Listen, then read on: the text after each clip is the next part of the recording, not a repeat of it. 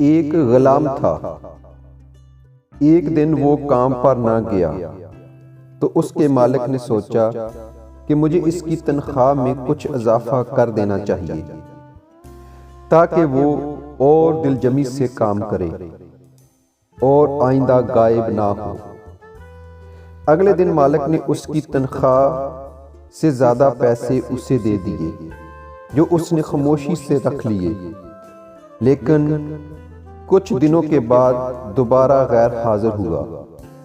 تو اس کے مالک نے غصے میں آ کر اس کی تنخواہ میں سے کچھ رقم کاٹ لی اور اضافہ ختم کر دیا اور اس کو پہلے والی تنخواہ ہی دے دی۔ غلام نے اب بھی خاموشی اختیار کی تو مالک نے کہا، جب میں نے اضافہ کیا تو تم خاموش رہے اور اب جب کمی کی تو پھر بھی خاموش ہو گئے ہو، آخر کیوں؟ تب غلام نے جواب دیا،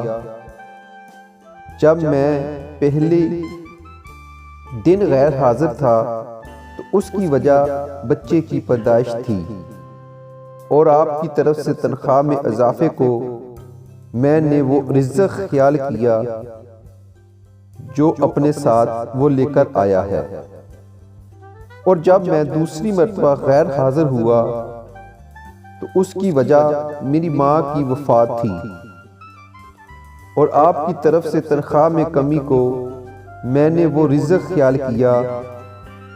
جو وہ اپنے ساتھ واپس لے گئی۔